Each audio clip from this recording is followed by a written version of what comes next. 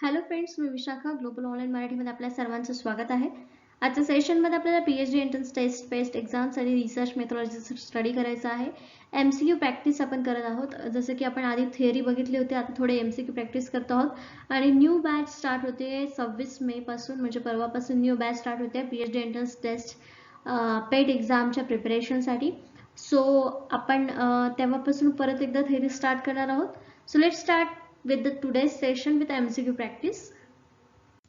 Session start करण्यापूर्वी एक important सूचना किंवा संधी आहे त्या स्टुडंटसाठी जे स्टुडंट्स यावर्षीची एक्झाम टार्गेट करत आहेत, पीएचडी एंट्रन्स एक्झाम टार्गेट करणाऱ्या स्टुडंट्ससाठी. जसं की आपल्याला माहिती आहे 50% सिलेबस हा पूर्णपणे रिसर्च मेथॉडॉजीवर असतो कुठल्याही पेट एक्झामसाठी. तसंच या पेट एक्झामचा म्हणजे SGBA युनिव्हर्सिटीचा देखील पॅटर्न जो आहे तो 50% रिसर्च मेथॉडॉजीवरचा आहे. तर त्यासाठी आम्ही एक फुल कोर्स घेऊन आलो आहोत जो तुम्हाला गॅरंटीड सिलेक्शन मिळवून देणार आहे. या फुल कोर्समध्ये आम्ही तुम्हाला मिळवून देणार आहे संपूर्ण अभ्यासक्रम, मॉक टेस्ट, संपूर्ण अभ्यासक्रमावरील notes, video lectures plus live lectures, त्याच्यानंतर 1500 प्लस MCQ PDF सरावासाठी. सराव सगळ्यात आवश्यक असतो तुमचा स्टडी झाल्यानंतर, त्यासाठी ही PDF देखील त्याच्यामध्ये इन्क्लूड करण्यात आलेली आहे. या फुल कोर्सची फीस आहे 699 रुपये आणि इकडे दिलेल्या व्हॉट्सअप नंबरवरती मेसेज करून लगेचच तुम्ही कोर्सला जॉईन होऊ शकता आणि आपल्या प्रिपरेशनला स्टार्ट करू शकता without any hesitation. So let's start with the session. सुरू करूया सेशनला.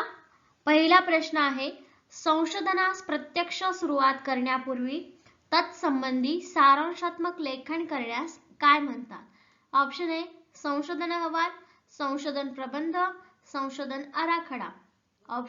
Before actually starting the research it is called as a write summary about it. Report हा सगळ्यात शेवटी येणार, म्हणजे पहिले आपलं हे ऑप्शन कट होणार. ठीक आहे. प्रबंध म्हणजे अख्खा रिसर्च असतो, म्हणजे हे पण ऑप्शन कट होणार आणि हे दोन कट झाले म्हणजे आपला चौथा ऑप्शन पण कट होणार. मग करेक्ट आन्सर असणार आहे आपला option number 3, research design, research संशोधन आराखडा. Okay, clear. पुढचा प्रश्न आहे, खालीलपैकी कोणत्या बाबीमुळे संशोधनाच्या वस्तुनिष्ठ निष्कर्षांना बाधा येते? Which of the following factors hinders objective research findings. ठीक आहे, रिसर्च फाइंडिंग्स येण्यासाठी कुठल्या गोष्टी अडथळा ठरतात, हा प्रश्न आहे. ऑप्शन आहे संशोधकाचा पूर्वग्रह, व्यक्तिनिष्ठ दृष्टिकोन, भावनिकतेचा पडगा आणि वरील सर्व. ठीक आहे. तुम्ही एक तटस्थ व्यक्ती म्हणून जर एखाद्या रिसर्च कडे बघत असाल तर तुम्हाला कुठल्या अडचणी येऊ शकतात की तुमचा रिसर्च निष्कर्ष जो आहे तो इफेक्ट करू शकतो रिसर्चच्या रिझल्ट वरती. सो याचं करेक्ट आन्सर आहे ऑप्शन 4.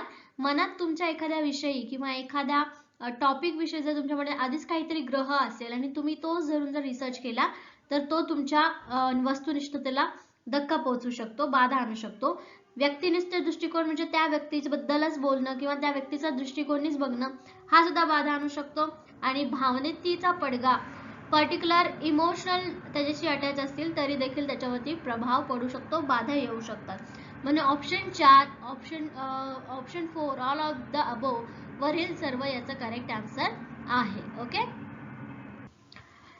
नेक्स्ट क्वेश्चन, शोध प्रबंधाचे लेखन डॅश डॅश असावे. कसे असावे? ऑप्शन 1 अलंकारिक, पारिभाषिक, संशोधनात्मक, काव्यात्मक.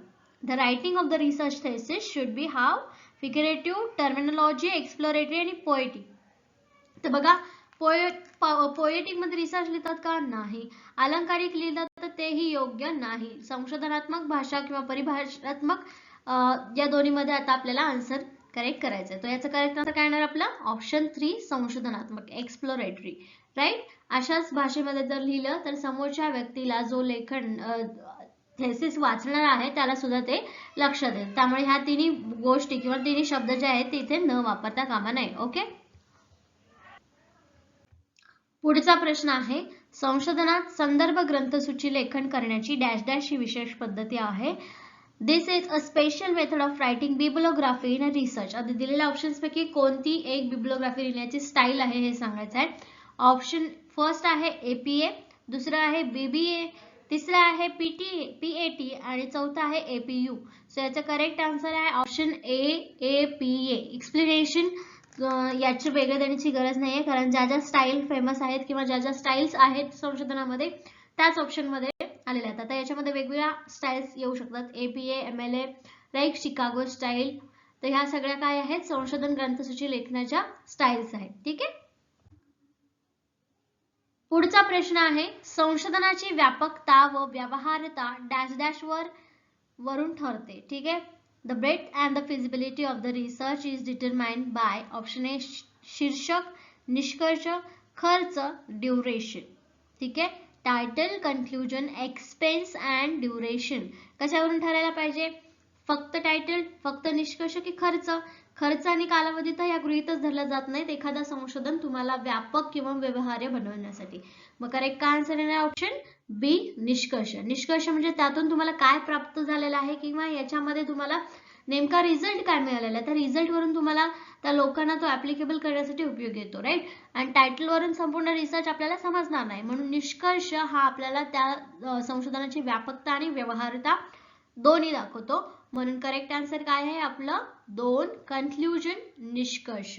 Okay, clear. पुढचा प्रश्न बघूया.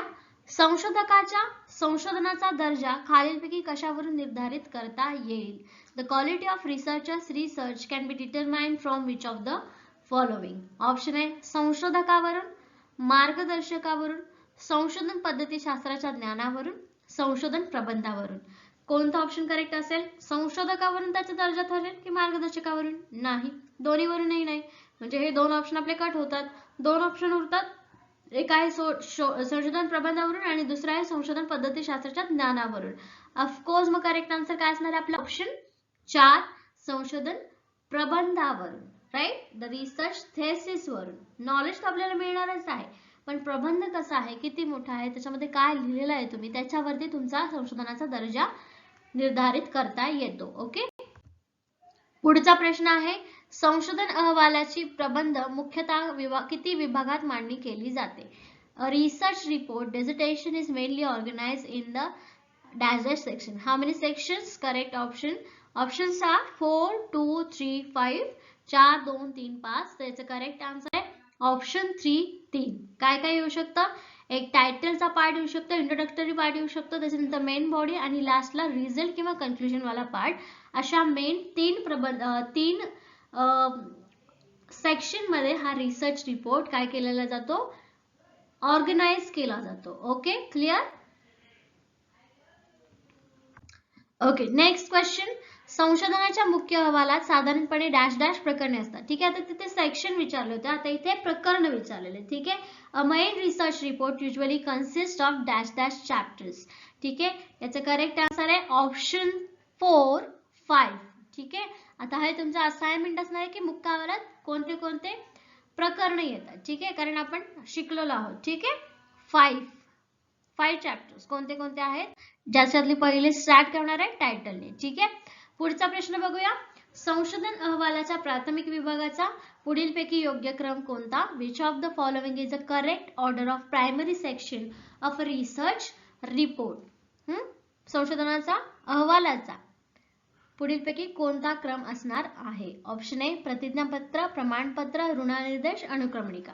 ऋणानिर्देश शेवटी असतो. ठीक आहे. म्हणजे पहिलं ऑप्शन इथं आपलं काय होणार आहे? कट होणार आहे. मुखपृष्ठ, ऋणानिर्देश, प्रतिज्ञापत्र, अनुक्रमणिका. अनुक्रमणिका शेवटी असते का? नाही. मग मुखपृष्ठ, प्रतिज्ञापत्र, प्रमाणपत्र, ऋणानिर्देश.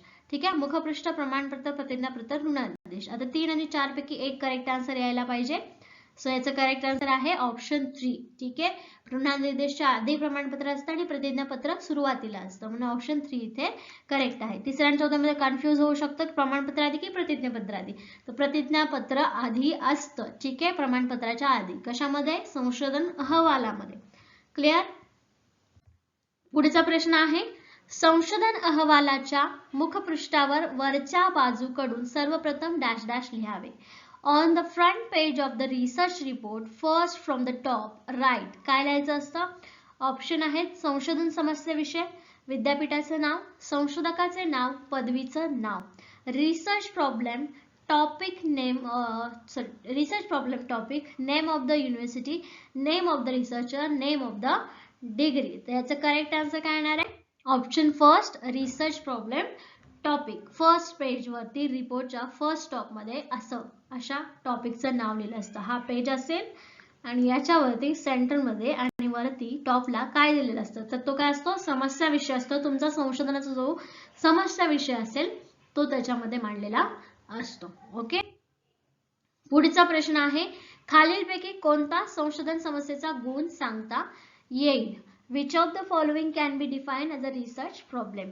ऑप्शन ए, संशोधन समस्या संक्षिप्त असावी, विरामचिन्हाचा वापर न करता लिहावी, गरजाभिमुख संशोधन विषय असावा आणि वरील सर्व. The research problem should be brief, right without using punctuation marks, need oriented research topic, should be all of the above. Okay, काय असेल याचा करेक्ट आन्सर? संशोधन समस्येचा गुण विचारलेला आहे. सो याचा करेक्ट आन्सर असणार आहे ऑप्शन 4. चारही जे गुण आहेत किंवा चारही ज्या गोष्टी सांगितलेल्या आहेत त्या समस्येशी निगडीतच आहेत आणि त्या करेक्ट आहेत. ठीक आहे, म्हणजे समस्येविषयी या वैशिष्ट्ये त्याच्यामध्ये इन्क्लूड असली पाहिजेत. कुठली समस्या तुम्हाला विरामचिन्हाचा वापर नाही करायचा, क्वेश्चन मार्क, एक्सक्लेमेटरी मार्क्स, आता कुठल्याही मार्कचा म्हणजे विरामचिन्हाचा वापर करायचा नाहीये. आणि समस्या संक्षिप्त असावी, कारण बाकीचं मोठं आपल्याला रिसर्च मध्ये लिहायचंय, म्हणून हे पहिले दोन आहेतच. आणि कुठला विषय असावा, जो आपण विषय निवडणार आहे तो तर गरजाभिमुखच असायला पाहिजे, म्हणजे त्याचा काहीतरी वापर होईल किंवा त्याला उपयोग म्हणजे व्हॅल्यू असेल. राईट, म्हणून ऑप्शन 4 इथे करेक्ट आहे. ओके, पुढचा प्रश्न, संशोधन अहवालात कोणते भाग व घटक आहेत याची योग्य माहिती संशोधन अहवालाच्या कोणत्या भागात मिळते? Which part of the research report gives proper information about what parts and elements are in the research report? Option A, संशोधन सारांश, सांख्यिकीय विश्लेषण, परिशिष्ट, संशोधन कार्यपद्धती. सो संशोधन कार्यपद्धती तुम्हाला कुठल्या पद्धतीने काय केलंय, कुठले सॅम्पल्स घेतले ते सांगू शकते, परिशिष्टामध्ये तुम्हाला कुठे काय मिळेल ते सांगू शकते, पण सगळा सारांश आणि सगळी माहिती जी आहे म्हणजे कुठले कुठले घटक इन्क्लुडेड आहेत तुमच्या रिसर्च मध्ये ते तुम्हाला कोणती गोष्ट सांगू शकते, तर संशोधन सारांश. ठीक आहे, म्हणून याचं करेक्ट आन्सर काय येणार आहे? फर्स्ट, संशोधन सारांश याचं करेक्ट आन्सर असणार आहे. राईट, याच्यामध्ये सगळ्याच घटकांची किंवा कोणते कोणते घटक तुम्ही याच्यामध्ये इन्क्लूड केलेले आहे याची माहिती दिलेली असणार आहे. ओके, पुढचा प्रश्न आहे, आशय विश्लेषणाचे खालीलपैकी कोणते घटक आहेत? ऑप्शन फर्स्ट परिच्छेद, दुसरा आहे शब्द, तिसरा आहे पात्रे, चौथा आहे वरील सर्व. Which of the followings are components of content analysis? So याचं करेक्ट आन्सर काय असणार आहे? ऑप्शन 4 वरील सर्व, कारण हे सगळेच आपल्याला कंटेंट देतात आणि हे कंटेंटचा अनालिसिस करण्यासाठी हेल्प करतात. राईट, म्हणून ऑप्शन 4 इथे काय आहे? करेक्ट आन्सर आहे या क्वेश्चन साठी. पुढचा प्रश्न आहे, संशोधनात वापरलेल्या अभिवृत्ती मापिका व प्रश्नावली या संशोधनाचा नमुना खालीलपैकी कशामध्ये असतो? Which of the following is a sample of instrument used in a research such as attitude scale and question आहे? ऑप्शन फर्स्ट आहे संशोधन कार्यपद्धतीमध्ये, संदर्भ ग्रंथसूचीमध्ये, परिशिष्टामध्ये आणि संदर्भ साहित्यामध्ये. ठीक आहे, याचा करेक्ट आन्सर काय असणार आहे? ऑप्शन 3 परिशिष्टामध्ये. ठीक आहे, म्हणजे याच्यामध्ये सगळ्याचा नमुना किंवा संशोधन काय काय गोष्टी इन्क्लूड केलेल्या आहेत, प्रश्नावली कुठे असणार आहे ते सगळं तुम्हाला परिशिष्टामध्ये सांगितलं जाणार आहे. ठीक आहे, पुढचा प्रश्न आहे आणि आपल्याला बघायचं आहे, संशोधन प्रबंध अहवालाची लेखन शैली खालीलपैकी कोणत्या काळास धरून असावी? The writing style of the research thesis report should be according to which of the following periods? First आहे वर्तमान काळ, भविष्यकाळ, भूतकाळ आणि अपूर्ण वर्तमान काळ. कुठल्या ह्याच्यात असायला पाहिजे?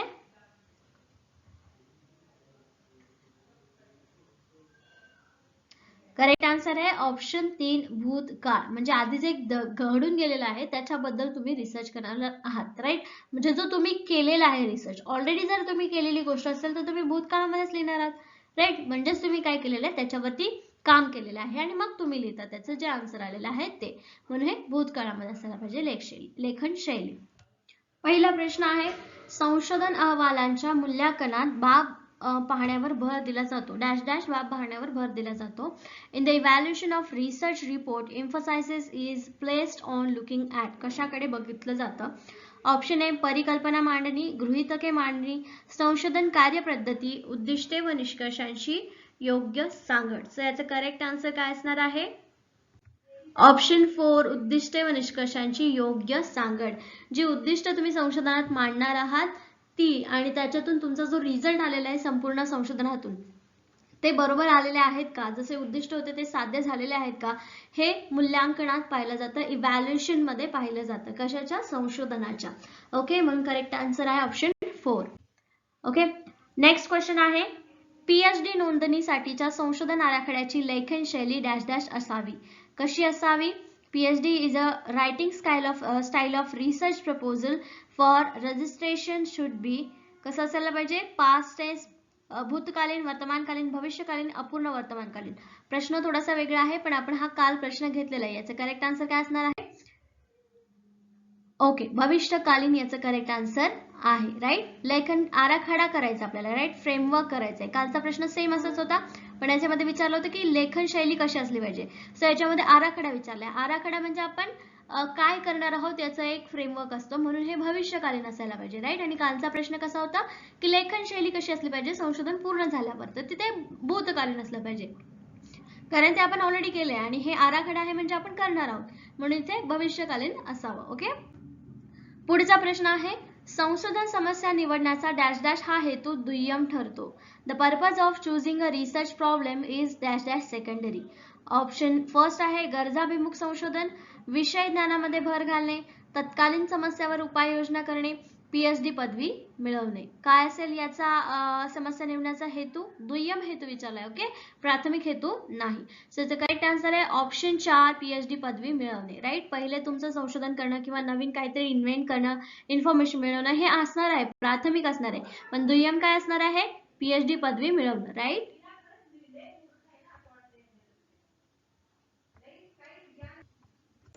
पुढचा प्रश्न आहे संशोधनाचा खालीलपैकी योग्य अर्थ कोणता? Which of the following is a correct meaning of research. Option आहे माहितीचे संकलन करणे, माहितीच्या संकलनावरून निष्कर्ष काढणे, माहितीचे विश्लेषण करून तत्कालीन समस्या सोडवणे, माहितीचे सामान्यीकरण करणे. Which of the following is a correct meaning of research. Collection of information, दोन्ही प्रश्न वाचते जेणेकरून याचा इंग्लिशमध्ये अर्थ किंवा मराठीमध्ये अर्थ वेगळा होणार नाहीये, ते दोन्ही आपल्याला समजले पाहिजेत. Right, drawing conclusions from the collection of information, analysing the information and solving the current problem, generalisation of information. So याचा करेक्ट आन्सर आहे ऑप्शन 3 माहितीचे विश्लेषण करून तत्कालीन समस्या सोडवणे. कुठल्याही असो दे, तुमचं समस्या कुठलीही असो त्याचं विश्लेषण करायचं, समजून घ्यायचे आणि त्याच्यावरती समस्या सोडवण्यासाठी काय उपाय शोधणार आहेत, तर तिथे तुमचं काय असणार आहे? रिसर्च असणार आहे. राईट, संशोधन असणार आहे तेवढ्या तुमच्या प्रॉब्लेम पुरतं, समस्या सोडवण्यासाठीचा. ओके, म्हणून ऑप्शन 3 इथे करेक्ट आहे. नेक्स्ट क्वेश्चन आहे संशोधनाच्या हेतूवरून संशोधनाचे किती प्रकार पडतात? ठीक आहे, how many types of research fall from the purpose of research. Option 4, 3, 2, 5. ठीक आहे, करेक्ट आन्सर आहे ऑप्शन 2, म्हणजे 3 प्रकार हेतूवरून पडतात. ठीक आहे, पुढचा प्रश्न आहे नवीन ज्ञानाची निर्मिती करणे हा कोणत्या संशोधनाचा मुख्य उद्देश असतो? The main purpose of which research is generate a new knowledge. Option आहेत मूलभूत, उपयोजित, कृती आणि प्रायोगिक. Basic, applied, actions and experimental हे ऑप्शन्स आहेत. So new information, new knowledge create करण्याचा उद्देश मूलभूत संशोधनाचा असतो. राईट, बेसिक जो प्युअर जो रिसर्च असतो त्याचा उद्देश असतो नवीन नॉलेज तयार करणे. सिद्धांत, फॉर्म्युले जे आहेत ते कसे आहेत? बेसिक रिसर्च आहे. ठीक आहे, पुढचा प्रश्न आहे गुणात्मक स्वरूपाचे आशय विश्लेषण अधिकतर कोणत्या संशोधनात केले जाते? Qualitative content analysis is mostly used in which research? Natural sciences, social sciences, history, zoology. नैसर्गिक शास्त्रे, सामाजिक शास्त्रे, इतिहास आणि प्राणीशास्त्र. सो करेक्ट आन्सर असणार आहे ऑप्शन 2 सामाजिक शास्त्रे. गुणात्मक सांगितलेलं आहे, नंबर क्वांटिटेटिव्ह आणि क्वालिटेटिव्ह. सो याच्यामध्ये क्वालिटेटिव्ह विचारलंय. क्वालिटेटिव्ह मध्ये सब्जेक्टिव्ह इन्फॉर्मेशन आपण लिहित असतो आणि संशोधनामध्ये पण क्वालिटेटिव्ह संशोधन हे आपण लॉंग टर्म म्हणजे लॉंग लेंदी असेल. राईट, आपण लिहिणार आहोत त्याच्यामध्ये नंबर्स, कॅल्क्युलेशन्स एवढे विचारात घेतले जाणार नाही. ठीक आहे, सो सोशल सायन्सशी रिलेटेड क्वालिटेटिव्ह कंटेंट असतो. ठीक आहे, clear, understood. Okay, next question बघूया. डॅश डॅश संशोधन निष्कर्षाचे सामान्यीकरण जगमान्य होते. Dash dash generalisation of research finding is universal. Option first कृती, उपयोजित, मूलभूत आणि सहसंबंध. Action, applied, basic, correlation. So याचं करेक्ट आन्सर आहे ऑप्शन 3 बेसिक, मूलभूत. ठीक आहे, का? जसं की आपण बघितलं की प्युअर नॉलेज मिळवण्यासाठी किंवा मुख्य उद्देश असतो की नवीन माहिती क्रिएट करणं, राईट, मूलभूत संशोधनाचा. म्हणून ह्याचं जे सामान्यीकरण आहे, कन्क्लुजन जे आहे, फाइंडिंग्स जे आहे ते युनिव्हर्सल आहे, सगळ्यांना मान्य असतं, जगात सगळ्यांना मान्य असतं. ठीक आहे, ऑप्शन 3 इथे करेक्ट आहे या क्वेश्चनचा आन्सर. ओके, नेक्स्ट क्वेश्चन आहे संशोधनाचे डॅश डॅश न्यूटनचा गुरुत्वाकर्षणाचा नियम उदाहरण आहे. कसा? An example of research is Newton's law of gravitation. Basic, applied, action, historical. मूलभूत, उपयोजित, कृती, ऐतिहासिक. करेक्ट आन्सर असणार आहे फर्स्ट, मूलभूत, बेसिक, राईट. जसं की आपण एक्सप्लेन केलं होतं की बेसिक रूल किंवा मूलभूत जो रिसर्च असतो तो काय असतो, नवीन इन्फॉर्मेशन क्रिएट करणारा असतो आणि तो युनिव्हर्सल असतो. सो न्यूटनचा लॉ ऑफ ग्रेव्हिटेशन कसा आहे, युनिव्हर्सल आहे, राईट. म्हणून हा मूलभूत बेसिक संशोधनाचा उदाहरण आहे, राईट. चला पुढचा प्रश्न बघूया. सध्याच्या काळात भारतातील संशोधनात खालीलपैकी कशाची कमतरता आहे. Which of the following is a lacking in research in India at present. सध्या कशाची कमतरता आहे, कुठल्या रिसर्चची कमतरता आहे. ऑप्शन आहे कृती संशोधन, उपयोजित संशोधन, मूलभूत संशोधन, ऐतिहासिक संशोधन. Action research, applied research, basic research, historical research. So याच्यामध्ये करेक्ट आन्सर आहे ऑप्शन 3, बेसिक रिसर्च. आता आपण सध्या जे रिसर्च बघतो ते कसे असतात, पूर्वीच्या नॉलेजला धरून मग त्याच्यामध्ये नवीन काय रिसर्च असतात, राईट. इथे सध्या बेसिक रिसर्च म्हणजे जे नवीन नॉलेज मिळवण्यासाठीचे जे रिसर्च आहेत ते खूप कमी आहेत, त्याची कमतरता इथे आपल्याला दिसून येते, राईट. म्हणून इथं ऑप्शन या क्वेश्चनचा आन्सर काय आहे, 3, बेसिक रिसर्च और मूलभूत संशोधन. ठीक आहे. पुढचा प्रश्न आहे मूलभूत तत्वांचा दैनंदिन जीवनाला अनुसरून उपयोग करणे म्हणजे डॅश डॅश संशोधन होय. Applying basic principles to everyday life is dash dash research. दैनंदिन जीवनाला ते लागू करणं किंवा दैनंदिन जीवनामध्ये हे रिसर्च वारंवार उपयोगी होतात. कोणते? ऑप्शन ए उपयोजित, कृती, मूलभूत, प्रायोगिक. Applied, action, basic, experimental. Correct answer आहे फर्स्ट, अप्लाइड आणि उपयोजित. जसं की नेहमी एक्झाम्पल देते मी की जेव्हा घरामध्ये एखादा आपल्याला प्रॉब्लेम समस्या दिसते तर त्या समस्येवरती इन्स्टंट आपण उपाय शोधतो, राईट. ते अप्लाय करून बघतो आपण आणि त्यालाच मग आपण काय म्हणतो, उपयोजित संशोधन. ठीक आहे. पुढचा प्रश्न आहे डॅश डॅश संशोधनाचा उपयोग सर्वकालीन असतो. Dash dash research is a eternal use. Option first, basic, applied, action, all of the above. मराठीमध्ये ऑप्शन्स आहेत मूलभूत, उपयोजित, कृती, वरील सर्व. ठीक आहे. कशासाठी केला जातो सर्वकालीन उपयोग, कुठल्या संशोधनाचा उपयोग केला जातो सर्वकालीन. करेक्ट आन्सर आहे ऑप्शन ए, मूलभूत, बेसिक. ठीक आहे. आता याच्यामधून तुम्हाला एक लक्षात येईल की बेसिक आणि मूलभूत आन्सर असणारे किती क्वेश्चन्स तयार होतात, राईट. या रिसर्च वरती कसे कसे क्वेश्चन्स विचारले जाऊ शकतात हे तुम्हाला माहिती आहे. सो हा बेसिक आणि मूलभूत रिसर्चचा कन्सेप्ट इथे तुमचा क्लिअर झालेला असेल. ओके. नेक्स्ट क्वेश्चन आहे डॅश डॅश संशोधनामुळे मानवी जीवन खऱ्या अर्थाने सुकर झाले आहे. Dash dash research has really made a human life easier. आता कसं कुठला आन्सर असेल, ऑप्शन फर्स्ट, मूलभूत, उपयोजित, कृती आणि सर्वेक्षण, बेसिक, अप्लाइड, ऍक्शन्स आणि सर्वे, राईट. कशामुळे सुकर झालेलं आहे मानवी जीवन, उपयोजित, राईट. उपयोजित आहे म्हणून आपल्याला जेव्हा प्रॉब्लेम्स येतात तेव्हा आपण लगेचच प्रॉब्लेम सॉल्व्ह करायला जातो, राईट. सो इथे करेक्ट आन्सर आहे ऑप्शन 2, अप्लाइड. नेक्स्ट क्वेश्चन आहे अध्ययनासंबंधीचे नियम जाणून स्वयं अध्ययन साहित्य तयार करणे डॅश डॅश संशोधनाचे उदाहरण आहे. Preparation of self study materials by knowing study rules dash dash research example yes आहे. ओके. सो याचं करेक्ट आन्सर काय असणार आहे, ऑप्शन काय आहे, action, basic, applied, none of this. कृती, मूलभूत, उपयोजित. अध्ययनासंबंधीचे नियम जाणून स्वयं अध्ययन साहित्य तयार करणे म्हणजे कुठले जे रूल्स असेल, कशाचे पण रूल्स असतील ते आपण आत्मसात करायचे, समजून घ्यायचे आणि त्याच्यानंतर मग आपण आपला अभ्यास करायचा. हे कुठलं संशोधन आहे, उपयोजित, अप्लाइड. ठीक आहे. म्हणजे तुम्हाला माहिती आहे की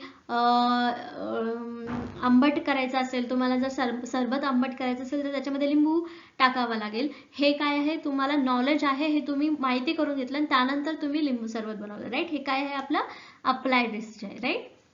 सो नेक्स्ट क्वेश्चन आहे diagnosing problems at individuals level dash dash does research. वैयक्तिक पातळीवरील व्यावहारिक समस्याचे निदान डॅश डॅश संशोधन करते. कोणतं संशोधन करतं आपल्या वैयक्तिक पातळीवरती? ऑप्शन आहे basic, action, applied and experimental. मूलभूत, कृती, उपयोजित आणि प्रायोगिक. सो याचं करेक्ट आन्सर आहे ऑप्शन 2 ऍक्शन रिसर्च, कृती संशोधन. ठीक आहे, कृती संशोधनामध्ये वैयक्तिक पातळीवरती व्यक्ती आपल्या आपल्या समस्यांचं निराकरण करत असते, निदान करत असते. ठीक आहे, समजून घेऊन त्याच्यावरती उपाय शोधत असते. म्हणून याचं करेक्ट आन्सर काय आहे? ऑप्शन 2 इथे करेक्ट आहे. ओके, ठीक आहे. सो अशा प्रकारे आपण आजचे 15 क्वेश्चन्स घेतलेले आहेत. ठीक आहे, प्रॅक्टिस क्वेश्चन्स इथे कंप्लीट केलेले आहेत सेकंड युनिट रिसर्च ॲप्टिट्यूड वरचे. ओके.